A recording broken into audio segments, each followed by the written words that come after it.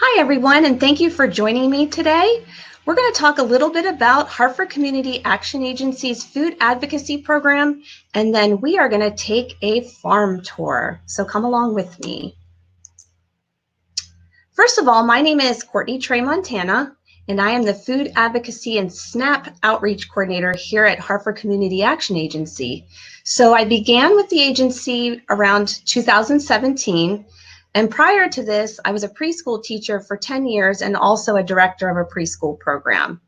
So with this experience, I love to take with me the family approach to teaching and educating clients, especially working with food, because I feel strongly that there are a lot of different skills that can be learned from all ages and a lot of jobs when preparing food that can be done by family members of all ages. And I truly enjoy the feedback and the give and take that we get, and I feel like I learn as much from my clients as hopefully they learn from me. So when I go home, I'm also a mom to 4 children. I have a 17-year-old, a 16-year-old, a 15-year-old, and a 9-year-old. And so I do use the lessons that I'm going to share with you in my personal life. So a little bit about our food advocacy program. So the food advocacy program is really rooted in our 6-week course. So this course is called Shopping for and Preparing Healthier, healthy being relative, food on a budget. So this is a 6-week class, like I said, which is based on My Plate. We go through each of the food groups each week, and we discuss tips on how to prepare food items in that food group, but also we discuss how can we purchase those items on a budget. So really we try to merge the ideas of buying healthier food, but how can we do it on a budget? Because there's no sense in trying to eat healthier if we can't afford it. So we try to share how we can use both of those skills. As part of the 6-week course, once you take that class, we also offer a grocery store tour. So because we have excellent community partners, for example, Janie Klein of ShopRite stores in Hartford County, we are able to offer some extra programs. So our grocery store tour is led by Janie Klein, who is one of the owners of ShopRites in Hartford County. And the other amazing thing about Janie is that she is also a registered dietitian. So when we go into the store, we like to put to practice the lessons that we shared in the 6-week course. And in addition to the financial tips and the budget tips that Janie offers as a businesswoman and a business owner, she also is able to offer some clinical advice. So for those people that might be on a specific diet or might have allergies or might have restrictions, she is able to speak to those issues and also be a resource going forward after the grocery store tour. So it's been a great partnership. Next, which we're going to do today, is we offer a farm market tour. And again, because we have great community partners, we are able to do this. So this partnership is with Paula Harmon, who she and her husband own Harmon Farm Markets located in Churchville. And each year, as part of my program, she will take a group of people. We go onto her farm and we talk about how to grow produce items. What does it look like as a seed? What does it look like when it's grown? What's in season? And how do you prepare those items? And so we're really grateful to have her as a resource to discuss from seed to final product, fresh produce. Finally, the last component of our food advocacy program, but not the least, is that we work to connect families with resources that hopefully help them gain access to healthier food. And the way we do this is by helping folks apply for SNAP benefits. So SNAP, if you don't know, stands for Supplemental Nutrition Assistance Program, and it replaced what was formerly known as food stamps. So SNAP can help folks who apply and are approved expand their budget for shopping for food. So it's based on your household size and your income. And if you are approved, you will get monetary benefits to purchase food in grocery stores. Okay, so because we are doing a farm tour today, it's important that we talk about produce. So produce, as you may or may not know, can be purchased in 3 forms. First is fresh, second frozen, and third canned. And so a couple things about these types of produce. So there's a lot of talk and a lot of chatter about, well, which is best? And what I'd like to say is all three types of produce have pros, and all three types also have cons. So I wouldn't say that there is necessarily a best type. However, what I do like to say and share is this little statement, and it is fresh first when in season. So that's important. Fresh first when in season, frozen next, and canned on hand. Okay, so let's talk about this for a minute and why. So fresh first when in season, because if you think about it, if you're buying fresh produce that's grown locally, you're probably not going to have to pay as much for transportation costs. So it might not have traveled from a different state or from a different country. So it might be more affordable once it is in season to purchase the fresh produce. Next, it's also going to taste the way that it is supposed to, that nature meant for it to taste like. Second, I say frozen, so it's a great option, and we will talk about that, but typically you can buy frozen produce for good prices. There's usually sales on it. And finally, canned on hand. It's important to have canned on hand. Think about it right now in this pandemic that we're in, to have access to fruits and vegetables. You may not be able to get to the store often or hold on to fresh items, so it's important to have canned on hand for emergencies. So a couple tips about stocking and eating fruits and vegetables. So starting with the frozen again. Frozen is a great option. Again, it's going to stay in the freezer for a couple months, so you're going to have time to think about it and to use it. I would, however, mention that if you're going to buy frozen produce, try to avoid the produce that you might find that is in sauces or in extra spices, so that could detract from the nutritional value. Next, canned. So if you're going to choose canned, that's fine. However, I would recommend to make sure that you look for low sodium varieties. And also, it's important that you should drain and rinse the canned item so that hopefully you can decrease some of that sodium level in the product. And if you're going to choose canned fruit, try to choose the variety that is packed in 100% fruit juice rather than syrup or sugar. Next, so making the best of fresh. So I said fresh first when in season. When you choose fresh produce, you want to find sturdy types of produce. So you want to find things that are going to last a while. So for example, this list says broccoli, cauliflower, onions, potatoes, oranges, and apples are some good choices. Next, once you buy the fresh produce, if you can't use it straight away, or if you want to save it for another time, maybe when it's not in season, you can always freeze it.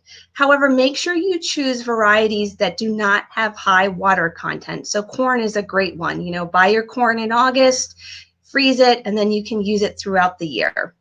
And the final tip is simply just eat the fruits and vegetables in whatever variety you can. So if it's difficult for you to get the fresh, try to focus on frozen and canned, but just make sure that you're eating fruits and vegetables every day, that half your plate is fruits and vegetables, and that you're including a wide variety of colors and types.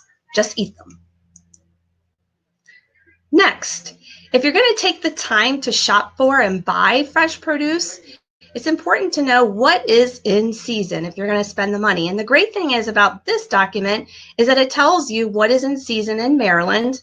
And what you can see is that there's pretty much always something in season. There's always something being harvested.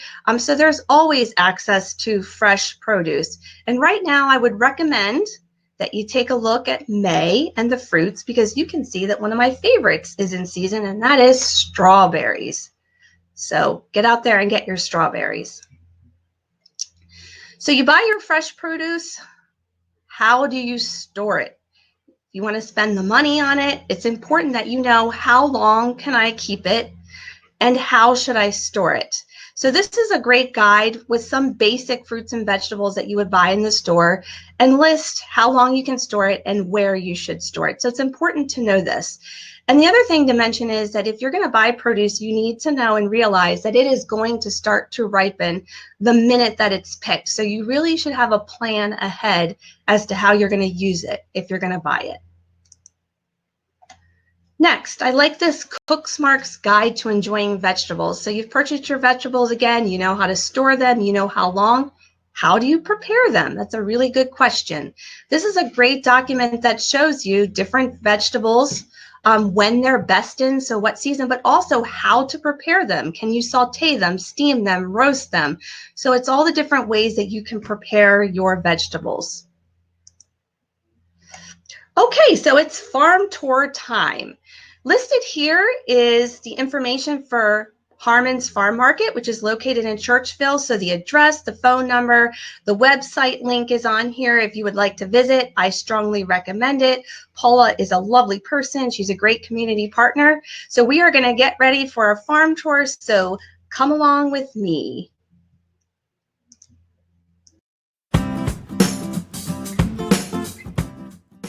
Hi everyone, I'm Courtney Trey Montana from Harper Community Action Agency, and I'm here today with Paula Harmon from Harmon's Farm Markets, and she's going to speak to us a little bit today about her business and her products and how that all gets put together. Thank you, Courtney. Well, my husband Tom and I have Harmon's Farm Market, and this will be our 32nd year of growing and selling produce. We farm year-round, but from late November until late February, our farming is done in our heads. We basically I do a lot of bookwork then, trying to catch up. We do a lot of planning. Tom lays out the fields, I order supplies, seeds, and I go through a tremendous job of getting the visas for our seasonal workers that we have and have had for 14 years now. But come the beginning of March is when the actual action farming starts, so to speak. Tom heads out to the field and he starts plowing and disking and getting the fields ready. And I get to come down to the greenhouses and where it's nice and warm and start seeding all the seedlings that we plant out in our fields. And I'd like to show you a little bit about that process. So the first thing I have to do is, first of all, mix up all this potting mix, and we have to wet it down, and then once it's to the right consistency, I start filling trays, and you have to pile the dirt in and make sure all the little cells are filled up. We have different size cell trays. We have 50 cells, 72 cells, we have 128 cells, and 200 cell trays, very tiny cells. But right now I'm going to do a 72 cell tray, and this I'm going to use to seed some cantaloupe. So after the cell trays are filled, I take what's called a dibble board, and it has 72 little hole punchers in it.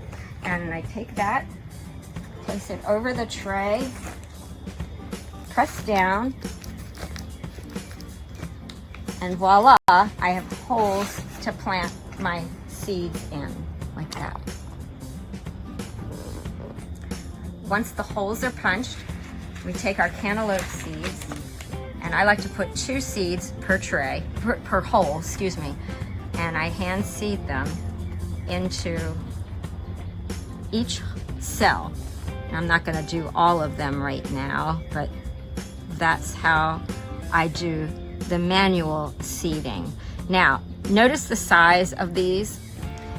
These are considered a little bit larger seeds, and so I do seed these by hand. But in a second, I'm going to show you a nifty little machine that helps me seed the smaller seeds. Okay, so now I'm going to seed some radishes, and I'm going to seed them in some smaller cell trays because they don't need as much room to spread out, their roots to spread out. These seeds are smaller, and therefore I can use this vacuum seeder, it's called, to much more efficiently and much more quickly seed the radishes. So I'm going to turn on the vacuum cleaner by pushing this switch behind me, pour my seed into the tray, and then it's like a game I used to play when I was little, trying to get all the little things in the holes. And I shuffle this around. The seeds are sucked to the holes. I get the excess to the side. Dump out the excess. See, there's still stuff on there. and then turn it over on the tray, turn off the vacuum, and then pray that they hit the hole.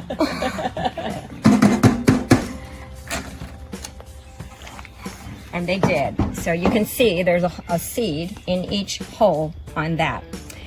And then I take it over to my potting mix again that I originally filled my tray with, and I cover up the seeds and smooth it out. Oops. And there you have it. And then we put this on a heat mat here, and this actually has heating rugs underneath the black plastic. Well, you can barely see it, but there's heat mats under here, and they heat up, and so on cold days it provides heat from the bottom to help promote the seeds to help the seeds to germinate. A couple years ago, my husband made this germination chamber. Yes, to everybody it looks like a dirty refrigerator, but it actually, and I don't have anything in it right now, but he put shelves in that I can slide the trays into. He has a heating element down here. There's a thermostat also, and when I have to germinate things like tomatoes, peppers, watermelon that require a lot of heat consistently, we use this germination chamber to do those. And I don't have anything, I just pulled things out of here, so I don't have anything cooking right now, but that's the germination chamber. We do our plantings in succession so that we're constantly having a supply of plants to put out in the field, so that when the vegetables mature, we'll have a constant supply of vegetables throughout the summer and fall. Looking at some of these are beets, cucumbers. Back here is a couple trays of spinach, and there's lettuce. Here's some lettuce. These are radishes, more beets that are less mature. Here's some squash. This is all cantaloupe. This is the first planting of seedless watermelon, plus, and I'm not going to go into this right now, the pollinators that we have to plant with them. And then actually here's the second planting of seedless watermelon. More spinach. There's a young planting over there of tomatoes. And then here's my second planting of tomatoes. That's the third planting we just looked at. Here's the second planting. Flowers. Oh, and over on this table are the first and second plantings of peppers here. And then here are some eggplant right here. All right, so I have had all my babies inside and they've been nice and warm. But before we plant them outside, we have to harden them off. That's what we call it. We make them tough. And so we subject them to wind and cold, not much fertilizer, and we cut back on the water. So I have these plants that are ready to go in the field outside, getting acclimated to the outside conditions. And there's lettuce, lots of lettuce. Here's some kale. There's some spinach. These are flowers, but here's some cantaloupe that are about ready to go. Some squash and more cantaloupe over there. We have already planted a lot of our broccoli and cauliflower and cabbage. They have gone in the field already. Plus we already have plantings of lettuce and spinach prior to the ones you've seen here.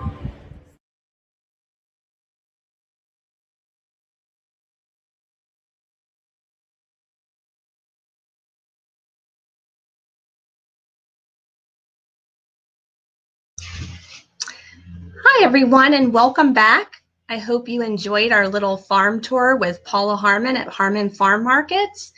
And next, we're going to move on to a reading of one of my favorite books. So it's a book called Growing Alphabet Soup. And this book is written by Lois Elhert. And I like to include books in my courses, especially with children, because I feel like it connects messages that we're trying to convey and share with children in a way that they understand. So just another way to build.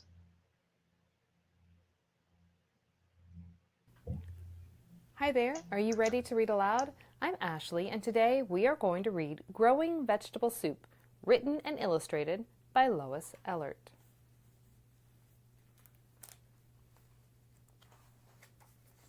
Growing Vegetable Soup, written and illustrated by Lois Ellert. Dad says we are going to grow vegetable soup. We're ready to work, and our tools are ready too. This says shovel, rake, hoe. Those are the garden tools you need for gardening. We are planting the seeds. Seed package, soil, hole, green bean seed, pea seed, corn seed, zucchini squash seed, carrot seeds, and there's the garden glove. And all the sprouts. Broccoli, tomato, potato eyes, set onions. There's the trowel to help dig out things. Pepper, cabbage, peat moss pot. And giving them water.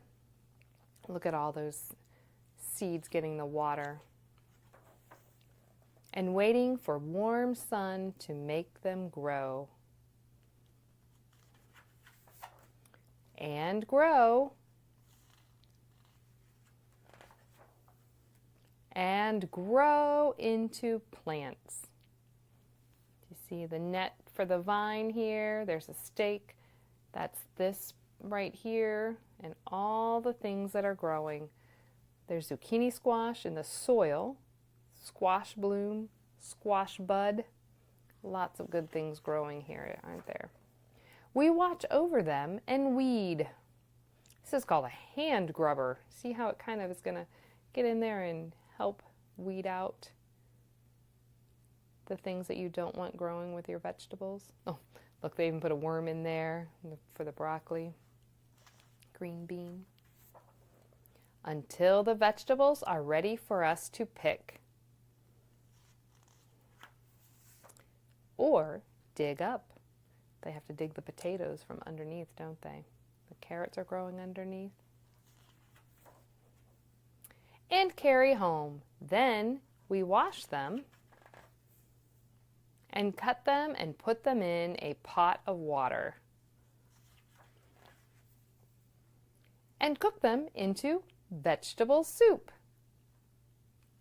You see them all in there? And they call that the steam coming off the soup pan. At last, it's time to eat it all up. It was the best soup ever. And we can grow it again next year.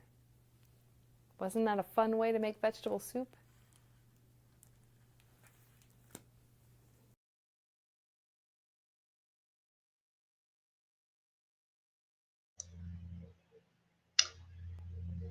And welcome back. We are getting ready to conclude our time together. I really appreciate you joining me today to learn more about Hartford Community Action Agency's food advocacy program. And also, I'm so grateful that you were along with us on this farm tour today. So a couple last things to wrap this up. If you completed the proper forms, your name will be put in a raffle for a chance to win a crock pot, which we will deliver to you. Also, I would ask that you complete a survey which will be emailed to you because we definitely appreciate your feedback. And finally, if you liked what you saw today and you want to join me for some more courses, we are going to be offering this 6-week course in this format sometime in July. So look forward to that email. Thanks again for joining us today. Take care and be well.